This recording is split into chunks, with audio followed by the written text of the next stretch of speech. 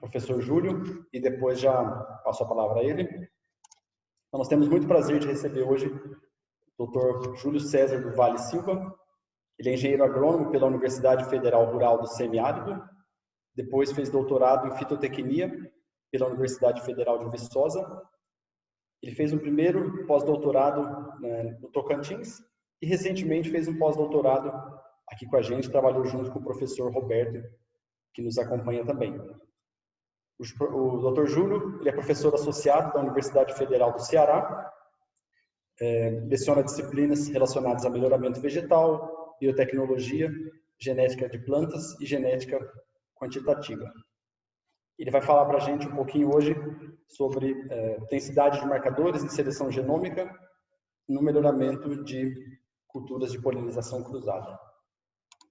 Professor Júlio, muito obrigado de novo pela presença, pela disponibilidade. A palavra é sua, fique à vontade e depois a gente abre para o pessoal fazer perguntas. Bem, boa tarde a todos. Deixa eu compartilhar aqui.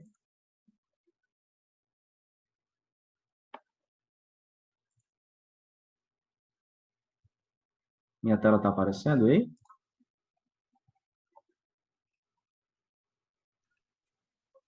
Sim, Júlio. Tá tudo certo. Tá. Bem, obrigado pelo convite. Para mim é uma honra estar aqui podendo interagir com os estudantes de pós-graduação do programa de Genética e Melhoramento da USP. Eu vou apresentar hoje os resultados principais do meu estágio pós-doutoral, que foi realizado aí na instituição.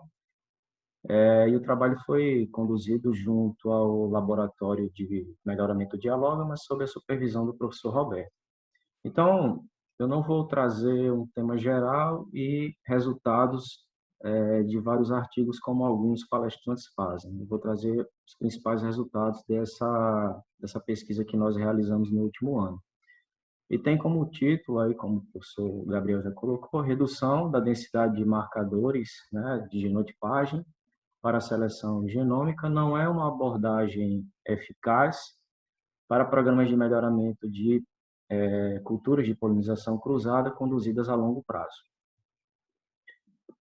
Bem, então, como introdução, a seleção genômica ela vem usando, né, ultimamente, marcadores, chips de alta densidade, têm sido adotado amplamente nos estudos, né, de seleção genômica publicados ultimamente.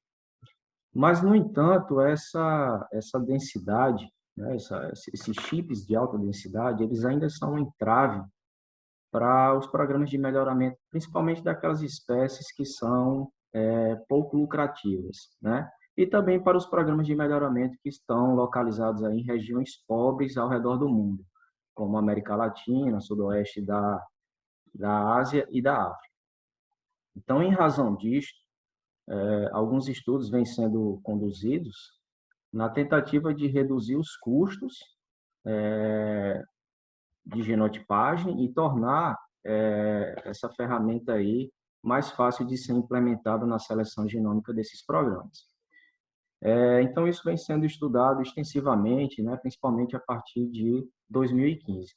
Existem aí diferentes critérios que podem ser usados para fazer essa redução da densidade de marcas. Por exemplo, pode ser reduzida aí por efeito de marcador, né, no qual marcadores com efeito nulo ou efeito muito baixo são eliminados e o modelo é ajustado apenas por os marcadores remanescentes. Pode ser reduzido aí via análise de blocos de haplótipos, pode ser reduzido por testes de significância em estudos de genética de associação, no qual apenas aquelas marcas com um efeito considerável, né, elas permanecem no modelo. E uma outra abordagem, um outro critério que pode ser usado é via desequilíbrio de ligação, né, ou simplesmente LD, no qual marcas que apresentam frequências alélicas altamente correlacionadas, elas podem ser eliminadas por redundância. E Esses critérios, cada um desses critérios apresenta vantagens e desvantagens, né? O LD talvez seja o mais adequado por não interferir aí com os efeitos das marcas. Mas existem também outras vantagens. Por exemplo, é possível fazer essa redução via LD, independentemente aí dos valores fenotípicos, dos dados fenotípicos. E isso aí causa tem uma consequência que é a redução da probabilidade de overfit, né? Então, seria uma vantagem adicional em utilizar aí a redução via LD. Então, os estudos mais recentes, eles vêm mostrando que é possível, que é possível reduzir essa densidade de marcas e manter uma alta capacidade preditiva, né? Os estudos vêm sendo conduzidos aí com diferentes critérios e chegam a esse resultado aí que é comum a eles. Então, assim, as perspectivas mais recentes que esses estudos trazem é que a seleção genômica, a partir de agora, vai ser conduzida sob baixa densidade de marcadores. No geral, os resultados desses estudos, sejam eles empíricos, com dados empíricos ou com dados simulados, eles são satisfatórios, né? Só que é válido lembrar que a gente observa que esses estudos, eles conduzem para uma única geração e a inferência geralmente é para aquela geração, ou em alguns estudos a gente observa que as inferências elas são para várias gerações, com base exclusivamente em dados que foram obtidos para uma geração. Além disso, a vasta maioria dos trabalhos publicados consideram apenas os modelos aditivos para predição. E nós sabemos aí, né, principalmente para aquelas espécies que são de polinização cruzada e que tenham híbridos, né, híbridos simples, duplos, enfim, híbridos como produto final, que os efeitos genéticos não aditivos, especialmente aí desvios de dominância, eles são cruciais para a expressão de caracteres agronômicos. Então, é muito provável que apenas os efeitos aditivos não consigam captar tudo que é necessário, né?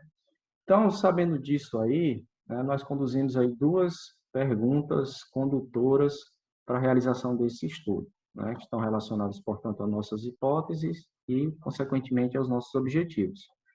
A redução da densidade de marcadores, ela afeta a acurácia da seleção genômica ao longo de vários ciclos de melhoramento, né? Porque até então nós observamos que os trabalhos consideram uma geração e extrapolam para várias. E se considerarmos aí várias gerações? E a outra pergunta é, existe alguma diferença, né? Existe diferença na acurácia quando o modelo aditivo dominante é considerado, né? Traz uma maior acurácia em relação ao modelo aditivo, por exemplo? Então, para isto, nós conduzimos o projeto, né, o trabalho aí em duas etapas. Primeiro, nós avaliamos, consideramos os dados empíricos, né? Esses dados empíricos, então, vieram de dois datasets, um conduzido aí, acreditado a Helix, nós chamamos de HEL, constituído por 452 híbridos simples, avaliados em 5 ambientes, em localidades do Centro-Oeste e do Sudeste, na safra de 2015. Esses 452 híbridos, eles são provenientes aí de um cruzamento, né, em esquema dialélico, de 111 linhagens parentais. O outro dataset, ele foi conduzido, né, ele vem sendo mantido pela USP, né, pelo grupo do professor Roberto. Ele é constituído por 903 híbridos simples. Esses híbridos eles foram obtidos de um dialelo completo, porém desbalanceado, de 49 linhagens endogâmicas. E foram avaliados em 8 ambientes, né, entre aí Anhumas e Piracicaba, nas safras de 2016 e 2017. Bem, tanto para um conjunto quanto para o outro, nós consideramos aí o caráter produtividade de grãos, Então, nós, a princípio, fizemos análises conjuntas, considerando todos esses ambientes, para cada dataset, e, posteriormente, nós ajustamos modelos mistos para fazer a extração dos grupos, né? São médias fenotípicas ajustadas. E aí, com relação à genotipagem, as linhagens dos datasets aí, dos dois datasets, foram genotipadas com a plataforma da Affymetrix, com 616 mil SNPs, né? Então, nós fizemos, posteriormente, o controle de qualidade, com uma call rate de 0,90, ou seja, marcas que tinham mais de 10% de perda de informação, elas foram desconsideradas, elas foram removidas, e também aqueles marcadores não bialélicos, né? Posteriormente, então, nós fizemos obtivemos o genótipo dos híbridos, né, por meio do genoma das linhagens parentais, eles foram obtidos em sílico. E aí, os marcadores com MAF menor que 0,05, menor que 5%, também foram removidos. Bem, aí, depois desse controle de qualidade, então, nós obtivemos a matriz full, né? Nós chamamos a matriz full, aquela constituída por todas as marcas após o processo de controle de qualidade. E essa matriz ela foi utilizada como benchmark, foi usado como cenário de referência. E então nós utilizamos aí duas estratégias para fazer a redução das marcas. A primeira estratégia, nós fizemos a remoção via LD, do jeito que eu falei lá na introdução, marcas que apresentam frequências alélicas altamente correlacionadas, elas podem ser eliminadas por redundância, então nós elegemos aqui alguns thresholds, né, de 0,99, para simular aí uma condição em que os alelos eram completamente ligados, e aí depois fazendo redução a cada 10%, né? Então, 0,9, 0,8, 0,7 até 0,1, tá? Até 10% aí de desequilíbrio de ligação. E, numa última condição aqui, nós colocamos a 1%, que era para representar marcas que tivessem uma segregação independente. No segundo critério que nós usamos aqui como redução, segunda estratégia, foi com o SVD, né, decomposição de valores singulares ou decomposição de autovalores, em que o número de autovalores representasse 98% da variação dos dados, seguindo aqui uma recomendação do grupo do Mistal, publicado em 2016. Mas, né, para reduzir o tempo computacional, nós usamos aqui um algoritmo genético proposto pelo Academy, um algoritmo LAGAT, no qual é utilizado aí para otimização de populações de treinamento, e é um algoritmo genético que é como se ele fizesse uma clusterização. Ele vai fazendo, então, agrupamento de marcas que são mais semelhantes e eliminando aquelas que são redundantes. Então, a nossa segunda estratégia foi juntar essas duas, o SVD 98 mais a OPS. E aí, na sequência, então, nós obtivemos as matrizes de relacionamento genômico aditivo e de desvio de dominância, seguindo aí a metodologia, né, do Van Heyden. Com essas matrizes de relacionamento genômico, então, nós estimamos o tamanho efetivo populacional, capacidade de predição e as correlações. E, por fim, as predições genômicas elas foram realizadas com os modelos GBLUP, aditivo e aditivo dominante.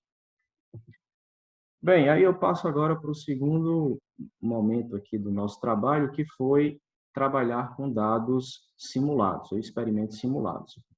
Então, nós usamos o pacote AlphaSynR, e para fazer essas simulações foi necessária a criação de uma população histórica. Então, essa população ela foi construída aí com 1.000 indivíduos fundadores, simuladas estocasticamente, isto é, né, sem seleção artificial, e com 10 cromossomos, que é o que o milho tem, né? 10 pares de cromossomos. Então, as informações genômicas, elas foram consistentemente divididas ao longo desses 10 cromossomos, e aí, então, nós colocamos aqui 31 mil sítios de segregação. Bem, aí, então, nós simulamos aqui a arquitetura genética de duas formas, considerando apenas efeito aditivo e, num outro momento, considerando o efeito aditivo mais desvio de dominância. Tanto para um quanto para o outro, nós consideramos o número de QTL igual a 1000. E aí, como eles foram distribuídos equitativamente ao longo do genoma, então, nós tínhamos aí 100 cromossomos, 100 QTLs por cromossomo. E aí foi considerado, então, para os efeitos de QTL, uma distribuição gama com um parâmetro de escala igual a 1. Para o caráter que foi simulado, né, com efeito aditivo, desvio de dominância, nós consideramos um GMD, um grau médio de dominância, de 0,5, seguindo aí a relação entre aditividade e dominância preconizado por Halal. Aí, na sequência, nós consideramos a herdabilidade para um caráter de alta complexidade, como é um caráter quantitativo, com a herdabilidade no sentido restrito de 0,33 e a herdabilidade no sentido amplo de 0,50. A partir dessa declaração aqui, foi possível estimar o componente de variância do erro. E aí, então, na sequência, foi possível obter os valores fenotípicos dos indivíduos, que eram constituídos pelo efeito de cada QTL, né, nos 7 sites, mais o componente do erro aleatório. E aí, então, o que nós fizemos foi tentar aproximar ao máximo, simular ao máximo o que um programa de melhoramento faz. Então, geralmente um programa de melhoramento, quando vai implementar a seleção genômica, ele já está em execução, né? Ele não é criado e logo de cara é iniciada a seleção genômica. Então, nós fizemos 3 ciclos de seleção recorrente tradicional como burn-in, como uma fase de aquecimento, é como se o programa já estivesse rodando e depois fosse iniciada a seleção genômica. E aí, então, nós consideramos 2 esquemas, né? A seleção recorrente intrapopulacional, só que nós obtivemos aqui Ralph seeds por meio de polinização cruzada e em plantas prolíficas foram obtidas aí, né, por meio de simulação, progênies endogâmicas. Então, nós avaliávamos meios irmãos e recombinava progênie endogâmica. E também consideramos um programa de seleção recorrente recíproca, com full seeds, né, irmãos completos na fase de obtenção e avaliação e na fase de recombinação com S1. Tanto para um esquema quanto para outro, nós consideramos o tamanho da progênie igual a 50. Então, depois dessa fase de aquecimento, nós, então, conduzimos 15 ciclos de seleção recorrente. Nós consideramos a seleção recorrente fenotípica e, em outra situação, a seleção recorrente genômica. Bem, na seleção recorrente genômica, então, nós usamos 3 densidades de SNP sheets, né? A primeira com 30.000. E por que 30.000? Porque é mais ou menos a quantidade de marcas que nós observamos, né, nos trabalhos, depois do processo de controle de qualidade, né? Inclusive neste trabalho, para um dos datasets desse trabalho. Então, 30.000, que apresenta aí em torno de 15 marcadores por centimorgan. Aí depois consideramos mais 2 densidades, uma de 1.500. Por que de 1.500? O Rex Bernardo publicou, acho que há cerca de 10, 12 anos, que um marcador, uma marca a cada centimorgan é suficiente para conduzir a seleção genômica. Então, nós resolvemos seguir isso e seguir também os trabalhos que vêm sendo publicados atualmente, né, com essa baixa densidade de marcadores, que eles geralmente conduzem 1.000 a 1.500. E numa outra situação aqui com a metade disso, com 750, que equivale a mais ou menos uma marca a cada 2 centimorgans. Bem, e as predições genômicas, elas foram obtidas da mesma forma que eu mencionei lá nos dados empíricos. Aqui um esquema para detalhar mais um pouco esse processo de simulação. Então, foi obtida a população base, depois da população histórica, e aí, então, nós conduzimos nessa população base pela intrapopulacional por meio de 15 linhagens que foram extraídas dessa população histórica, e elas foram intercruzadas, né, um esquema de dialelo completo. Então, 15 vezes 14 dividido por 2, faz aqui 105 cruzamentos, 105 progênies, e na seleção recorrente recíproca, então, nós selecionamos um número maior, né? Foram 100 parentais cruzados entre si. Depois, então, nós selecionamos os 20 melhores híbridos, de forma que cada híbrido só tivesse um pai, né, de um lado e uma mãe, não se repetissem os pais ao longo desses melhores híbridos. Qual o intuito disso? O intuito foi de pegar esses genitores e compor 2 grupos heterótipos, tá? Então, depois, então, como eu já falei, nós conduzimos 3 ciclos de seleção recorrente tradicional, e aí, no último ciclo, então, nós extraímos 3.000 indivíduos, né, uma amostra de 3.000 indivíduos. Esses 3.000 indivíduos, eles seguiram no processo de seleção recorrente fenotípica aí por 15 ciclos, né? Nós seguimos aqui esse número de 200 progênies, que é o que a literatura traz como um número razoável.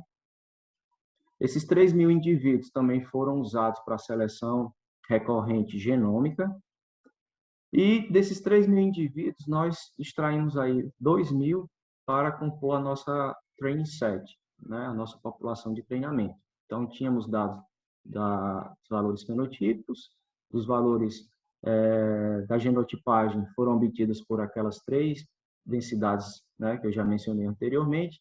E aqui, para as predições, nós usamos aditivo dominante para intrapopulacional, e na recíproca nós usamos aditivo e aditivo dominante e mais 2 modelos. Por quê? Porque a nossa preocupação era, será que a seleção genômica ela se encaixa, ela se enquadra bem na seleção recorrente ao longo de vários ciclos? E nós temos aí na recíproca 2 grupos heterótipos, né? E aí então nós vamos extrair linhagens para cruzar e gerar os híbridos. E aí, se nós considerássemos só o modelo aditivo, o aditivo dominante, nós íamos construir uma matriz de efeito aditivo das linhagens pertencentes a esses 2 grupos heterótipos, e depois não saberíamos se ia gerar estimativas tão boas quanto se separássemos aí em grupos heterótipos. Então, nós modelamos depois, por meio considerando a capacidade geral de combinação, e no outro cenário, mais a capacidade específica. Então, tínhamos capacidade geral do grupo 1, capacidade geral do grupo 2 e a capacidade específica extraída a partir dos híbridos. Só um detalhe aqui de forma semelhante à seleção recorrente fenotípica, né, foi conduzida com 200 progênies, a intrapopulacional, mas a recíproca, né, como é a seleção genômica, então a gente tinha a genotipagem de 200 linhagens de um grupo e 200 linhagens do outro grupo, né? Na seleção fenotípica, essas 200 linhagens foram cruzadas, então uma linhagem de um grupo com outra linhagem de outro grupo, gerando 200 híbridos. Só que na seleção recorrente genômica, foi possível, né, obter aí de forma in silico o genoma dos 40.000 híbridos, né? 200 vezes 200. E aí, então, um universo muito maior que na seleção fenotípica. Então, passando aqui para os resultados, né? Os resultados dos dados empíricos. Nós temos aqui os 2 datasets, nós temos aqui os diferentes níveis de desequilíbrio de ligação, até a última estratégia que já foi mencionada, e dos 10 cromossomos. Então, o que nós observamos, tanto para um conjunto quanto para o outro, é que conforme íamos reduzindo o nível de desequilíbrio entre as marcas, observávamos aqui uma redução paulatina, uma redução gradativa do número de marcas, tá? Essa redução gradativa, nós observamos até 10% aqui do nível de desequilíbrio entre as marcas, tanto para um conjunto quanto para o outro. Agora, quando passou aqui para o cenário aqui de 1% de desequilíbrio, aí nós percebemos que a redução ela já foi mais abrupta, né? Então, foi totalizado aqui 63 mil marcas para o dataset da USP, em torno de 30 para o réu, né? Como depois do controle de qualidade, como a matriz full. E aí, quando chegou lá a 1% de desequilíbrio, nós observamos uma redução de aproximadamente aqui 11,5 vezes em relação a 1% de desequilíbrio, né? E do outro dataset, em torno de 3,3 vezes. Mas o que é interessante observar aqui é que dessa situação aqui, com 1% de desequilíbrio, para o outro cenário aqui em que nós utilizamos o SPD de 98 mais o algoritmo de otimização, houve ainda uma redução considerável, né? Uma redução de quase 4 vezes aqui em relação ao dataset da USP, e aqui de mais de 6 vezes, né? 7 vezes em relação ao dataset da réu. Bem, mas será que essa redução ela traz algum benefício, ela traz alguma consequência? Bem, aí o que foi que nós fizemos? Nós, então, estimamos o tamanho efetivo populacional com o intuito de ver a questão da representatividade genética, né, sobre esses diferentes cenários. Então, vejam aqui que, tanto para um conjunto quanto para o outro, não houve, né, praticamente alteração, né? O tamanho efetivo ele permaneceu constante, né? Mesmo nas situações aqui mais extremas, né? A full com a OTS, né? Então, praticamente não teve diferença. Então, isso significa dizer que a matriz com essa baixa densidade, ela é tão bem representada, tão representativa geneticamente quanto aquela matriz com alta densidade de marcas. Bem, para reiterar esse resultado, então, nós fizemos uma correlações entre as diferentes matrizes, considerando aí as matrizes de relacionamento genômico aditivo e de desvio de dominância. Aqui eu trouxe só a matriz de relacionamento aditivo, mas os resultados eles foram semelhantes também para as matrizes de desvio de dominância. Então, vejam, o que observamos aqui são correlações altíssimas, né? A mais baixa aqui foi de 98, 0,98, né? Entre a matriz com 1% e a matriz da OTS, né? 0,98. Então, veja que as matrizes elas são altamente relacionadas, ou seja, uma explica muito bem a outra. Depois aqui eu plotei, né, junto com os meninos, nós plotamos as marcas de um cenário com o outro. E cenários mais extremos seria com a matriz FUI e da OTS, 0,994, né? Então, aqui de um lado nós temos as marcas que foram obtidas após o processo de controle de qualidade e do outro lado a OTS. Então, veja que ao longo de todos os cromossomos, a OTS ela representa bem, né? As marcas elas estão com a baixa densidade aqui na OTS, mas elas estão localizadas ao longo de todos os cromossomos, né? Então, parece que isso é suficiente, né? Não satisfeito, aí nós ainda fizemos, então, os heatmaps aqui para observar se o relacionamento tinha sido alterado, né? Então, veja, nós temos aqui a matriz de relacionamento aditivo, a FU, né? Com esse padrão aqui, e essa outra matriz aqui é com 50% de desequilíbrio de ligação.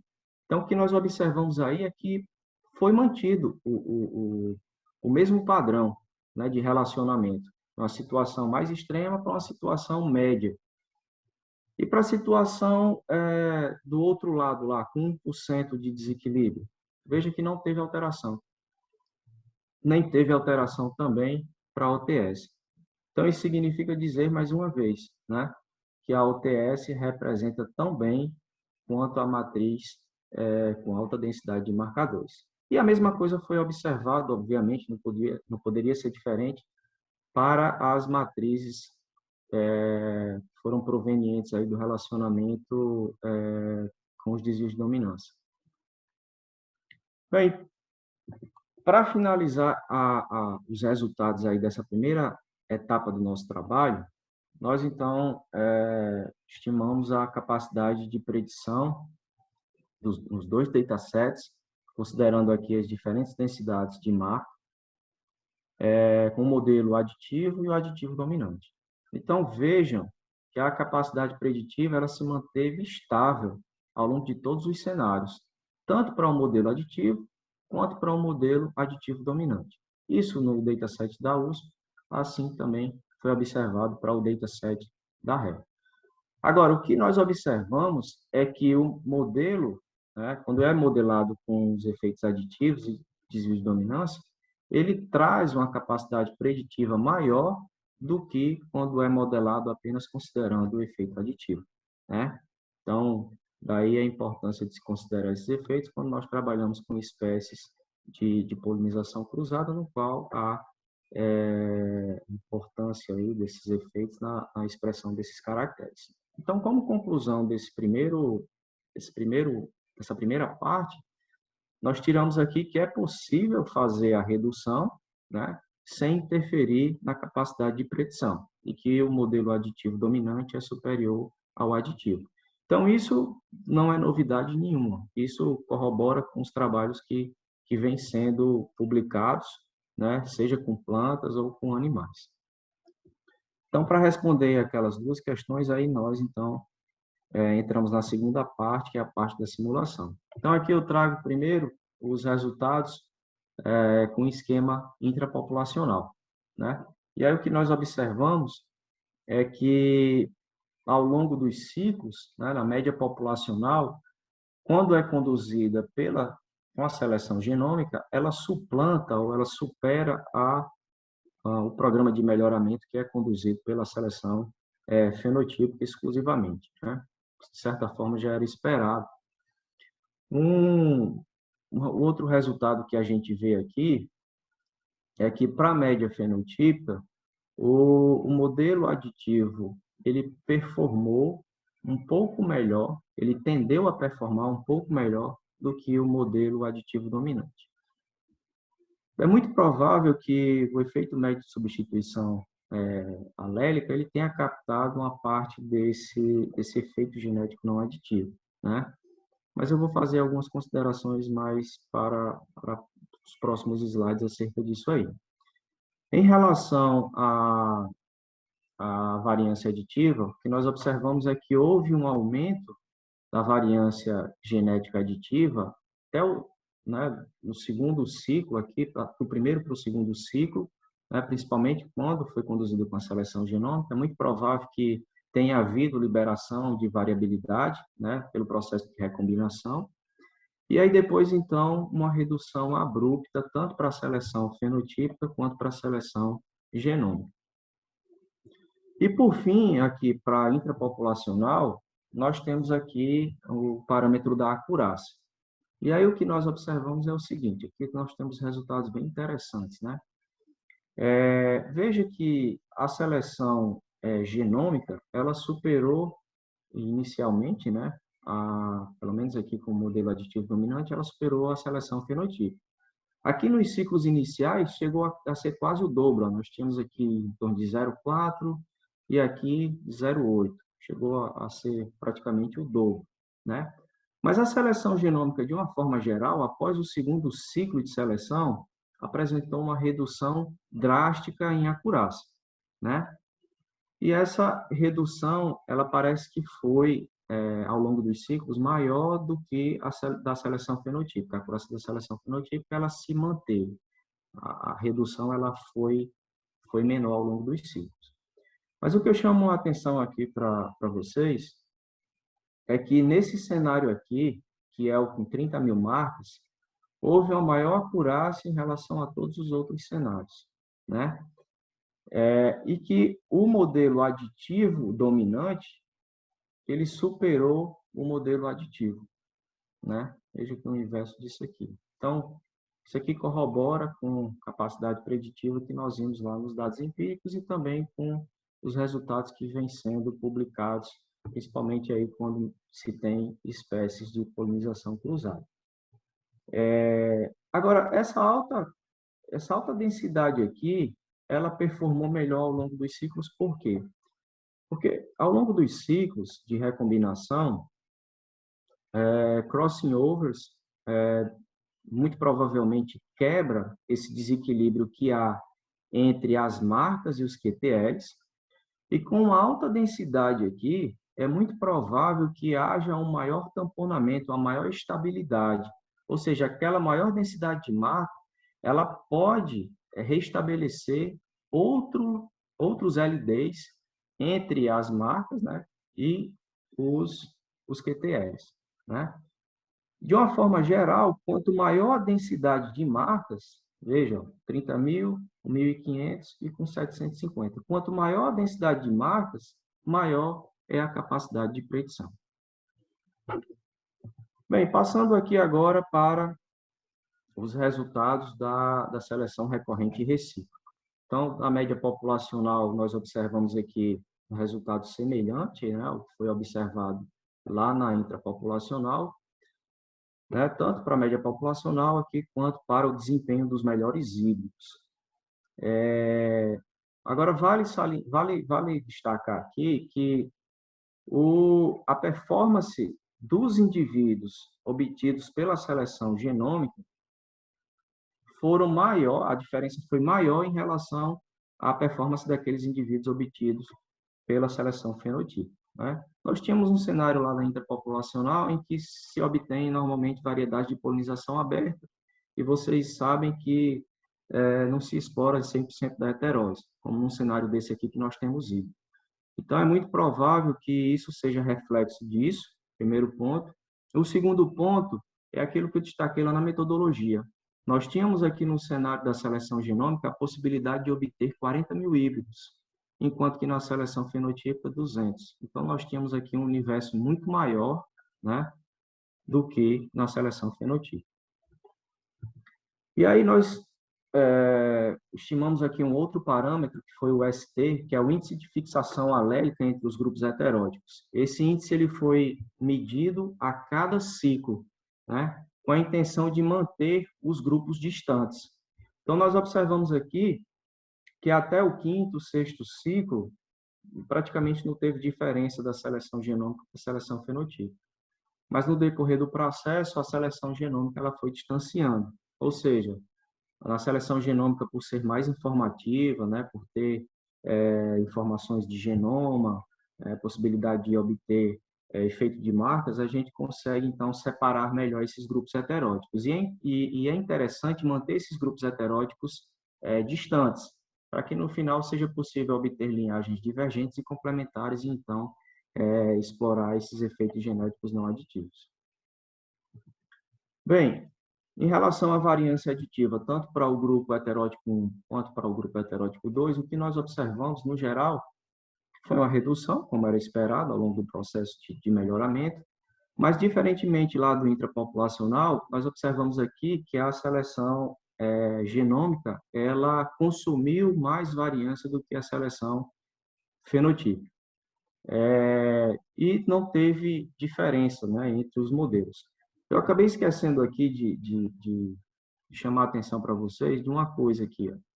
Veja que a tendência ao longo dos ciclos foi que a capacidade específica ela tivesse uma menor performance, capacidade geral, desculpe, e a capacidade específica, ó, ela está gerando resultados praticamente semelhantes ao modelo aditivo dominante. Tá? Para esses três parâmetros aqui. Isso, obviamente, é observado aqui. Né? A figura está com a resolução um pouco baixa, mas é o que nós observamos. Então, não teve lá grande diferença entre os modelos e somente entre os métodos, né? A seleção fenotípica ela consumiu menos variância do que a seleção genômica. Eu trouxe aqui os resultados do trabalho do Muleta, que foi publicado em 2019. O Muleta tinha aqui, ele simulou um programa de melhoramento assistido pela seleção genômica, né, conduzido com uma seleção recorrente assistido genomicamente, conduzido por 2 ciclos a cada ano, 3 ciclos, a seleção recorrente fenotípica tradicional e a recorrente fenotípica limitada. Limitada ao número de indivíduos que eles conseguiam avaliar no programa de melhoramento. Então, os dados eles foram simulados, mas com parâmetros próximos do que o programa de melhoramento conduz. E aqui eles tinham diferentes cenários, né? Eles, com 5 parentais, eles cruzavam esses 5 parentais e obtinham aí uma população constituída por 50 indivíduos, com 20 parentais obtinham uma população com 200, é como se o tamanho da progênie fosse de 50, de 10, desculpa. E aí o que eles observaram foi resultados bem semelhantes ao que a gente observou também, né? Que a seleção fenotípica, ela consome menos variância genética do que a seleção genômica. E essa queda, ela é maior quando se considera aqui caracteres oligogênicos, né, com alta herdabilidade, muito provavelmente pelo número reduzido de alelos, né, de genes. Né? Então, também aqui foi observado para caracteres poligênicos, para o caráter poligênico, com baixa herdabilidade, mas veja que a redução ela foi menor. Bem, então, eles atribuíram essa redução, né, de variância à intensidade de seleção. Né? A intensidade de seleção da seleção genômica ela é muito maior do que a da seleção fenotípica. Né?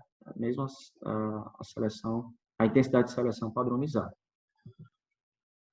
Bem, e aí, por fim aqui, o que nós observamos na acurácia foi isso. Surpreendentemente, a acurácia nos revelou que a seleção fenotípica ao longo dos ciclos, ela performou melhor do que a seleção genômica, de uma forma geral, né?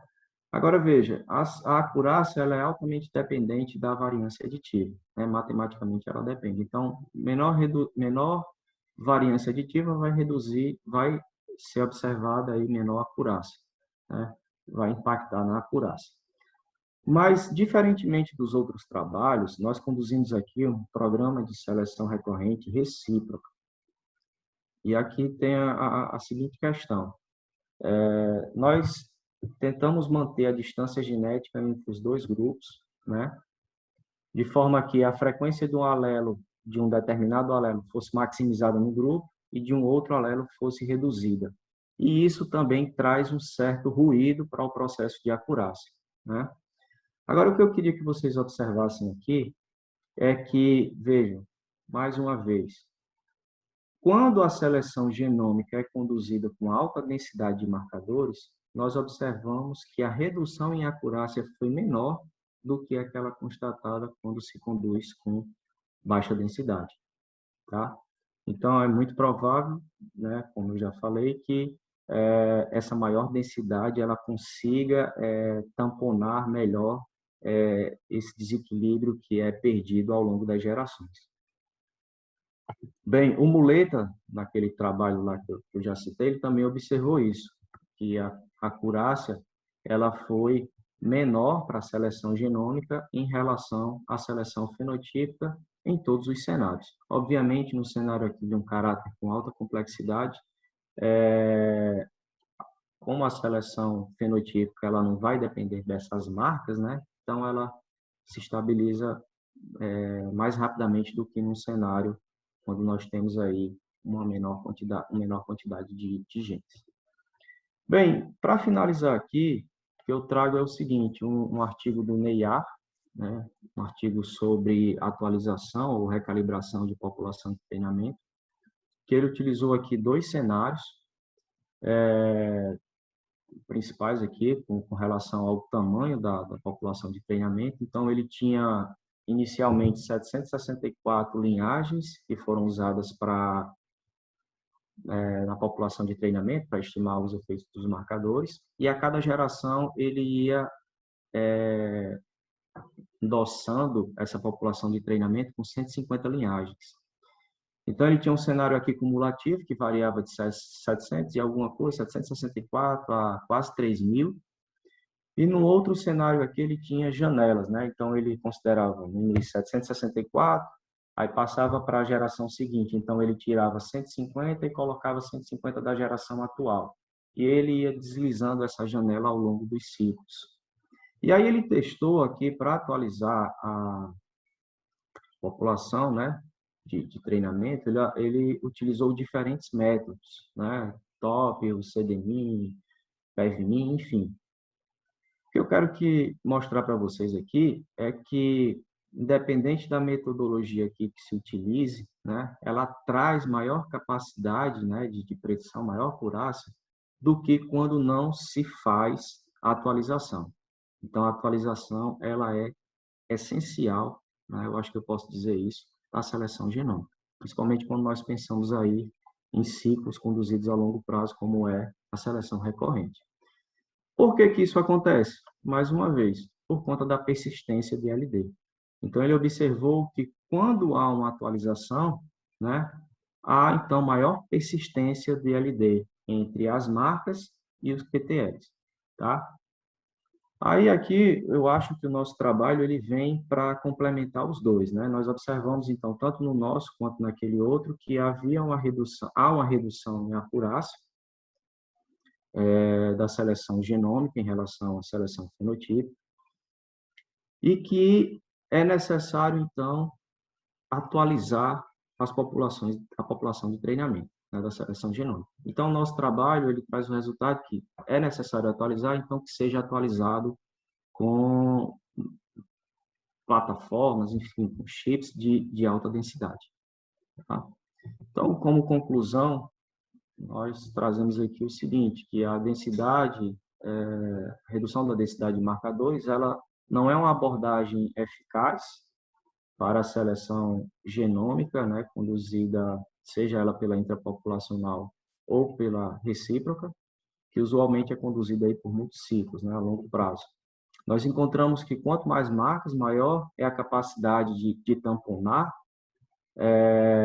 a maior capacidade de tamponamento desses chips de genotipagem, para suportar as perdas de desequilíbrio de ligação entre marcadores e QTL, né, que ocorrem, obviamente, pelo processo de crossing over ao longo dos ciclos de recombinação. O modelo aditivo dominante, ele gera estimativas pouco superiores, aí, né, nesse caso, ao modelo aditivo. Existem vários trabalhos que trazem que o modelo aditivo dominante ele gera menos viés do que o modelo aditivo, né? Além do mais, ele separa melhor os efeitos do que quando nós temos apenas um modelo aditivo. Então, como nós tivemos uma superioridade, a recomendação é que seja utilizado modelos aditivos dominantes. E que não houve, né, diferença entre o modelo aditivo dominante e o modelo constituído aí pelo efeito de capacidade específica de combinação. Bem, eu gostaria de agradecer a Exalc, a USP Exalc, pela oportunidade, né, para realizar esse treinamento. Terminei o doutorado há quase 10 anos, tenho um déficit muito grande dessa parte molecular, então a experiência ela foi muito válida para mim. Gostaria de agradecer a todo o grupo do professor Roberto, né, o Laboratório de Melhoramento de Dialogmas, foram muito receptivos, especialmente aí o Sabadim, o Humberto, né, muitas vezes paravam de fazer o que estavam fazendo para me explicar coisas do meu trabalho, né. Agradecer também ao professor Roberto pela oportunidade, né, pela parceria, à Universidade Federal do Ceará por liberar para a realização desse trabalho, né, pela minha liberação, e ao CNPq pela concessão da bolsa. Bem, pessoal, eu espero ter correspondido, né, à expectativa aí, espero ter feito uma apresentação ao nível dos demais palestrantes e estou aberto aí a questionamentos, a perguntas. Obrigado. Muito obrigado, Júlio, pela excelente palestra. A gente tem alguns minutos para perguntas, então eu abro a palavra aos ouvintes. Se vocês quiserem, podem abrir o microfone ou podem mandar pelo chat também, a gente repassa a pergunta.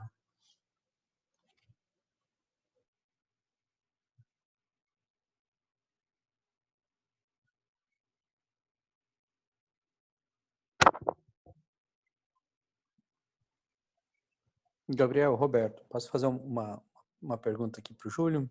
Claro, fique à vontade, Roberto. Júlio, né, Pergunta vinda de casa é sempre mais arriscada. é que a gente sabe os furos do trabalho. Júlio, legal, parabéns pela apresentação, muito boa, Júlio, parabéns, muito claro, lógico, não conciso dentro do todo o universo, né, que foi feito muitas análises ao longo de um ano, então colocar isso em 50 minutos é uma tarefa difícil, parabéns aí pela capacidade de síntese. Obrigado. Júlio, você falou sobre atualização, né? O que você imagina sobre atualização de população de treinamento, né? Lógico, eu estou perguntando, a gente sabe, a gente vem trabalhando junto sobre essa segunda etapa, mas queria que você falasse um pouquinho mais sobre essa atualização. Olha, é feita com o intuito de aproximar, né, essa população, aquela população alvo lá, que é o que nós queremos selecionar. Então, o que nós observávamos é que os trabalhos simplesmente desconsideravam, como se uma PS fixa ela servisse para toda e qualquer geração, né?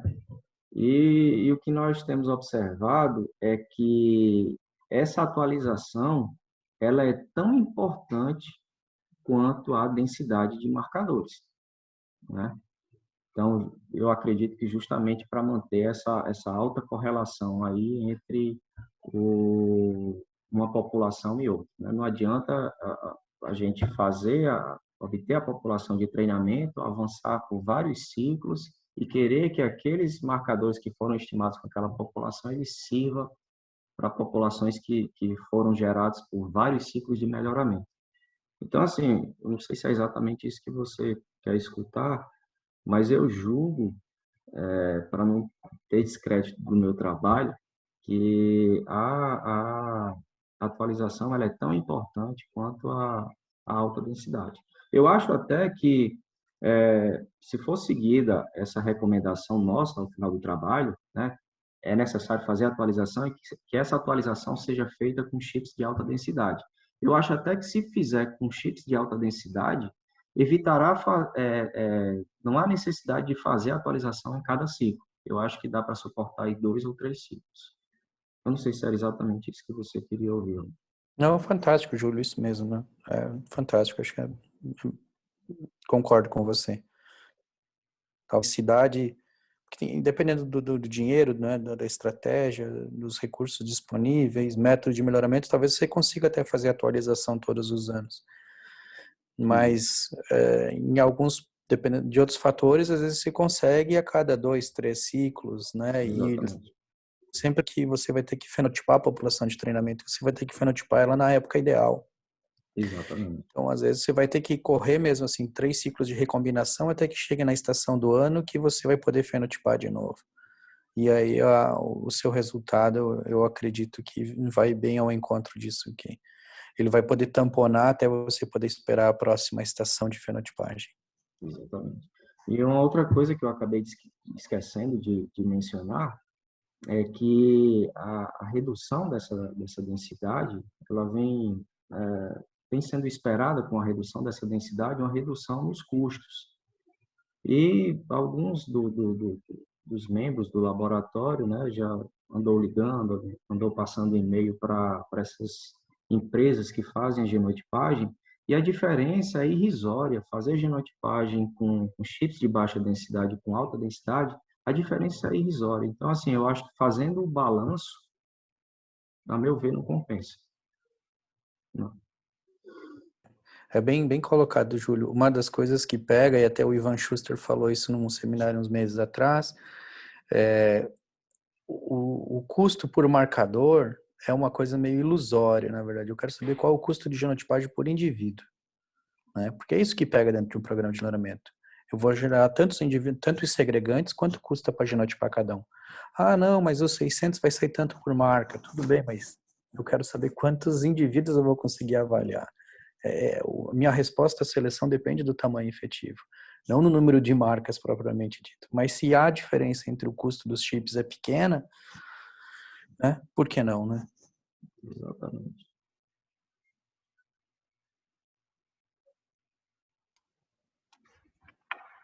Pessoal, temos tempo para mais uma pergunta, acredito.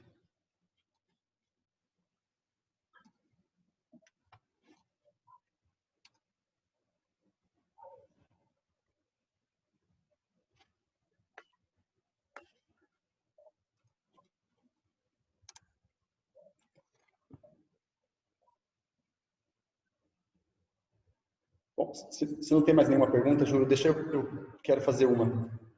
Eu não tenho trabalhado com seleção genômica frequentemente, assim, meu conhecimento está um pouquinho defasado, mas o que eu tenho lido e ouvido é que os modelos de seleção... Tem muita gente que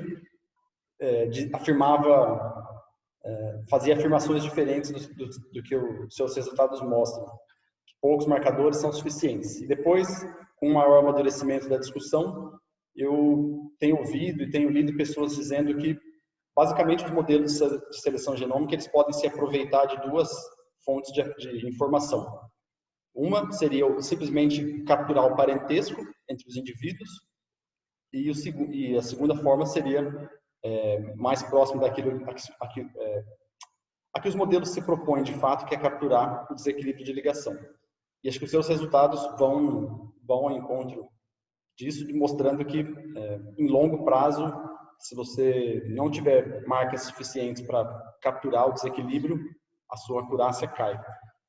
Na sua opinião, talvez pelo menos aqui para a gente no meio acadêmico, isso nem sempre se traduz em resultados empíricos, simplesmente porque nossos dados são limitados demais e a gente não faz estudos em longo prazo, não acompanha as populações por tanto tempo para perceber isso na prática, ou você acha que existe algum outro fator latente que a gente não percebeu ainda e que às vezes faz com que na prática a gente não perceba tanta diferença quando usa maior ou menor densidade? Excelente questionamento, professor Gabriel. Olha, eu acho que é exatamente isso que você colocou.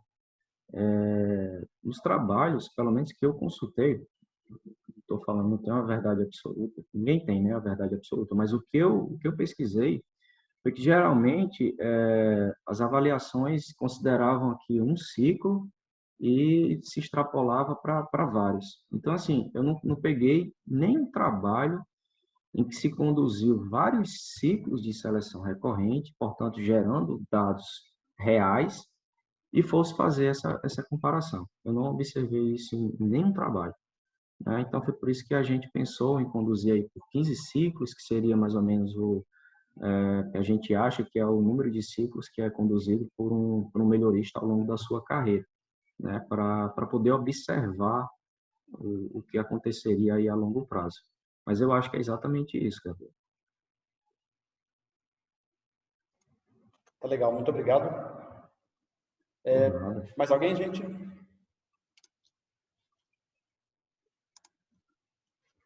Se não temos mais perguntas, eu gostaria de agradecer de novo a palestra do professor Júlio César. Muito obrigado por compartilhar os conhecimentos com a gente. Parabéns pelo trabalho e bastante sucesso na continuidade do seu trabalho por aí. Obrigado, pessoal. Obrigado mesmo.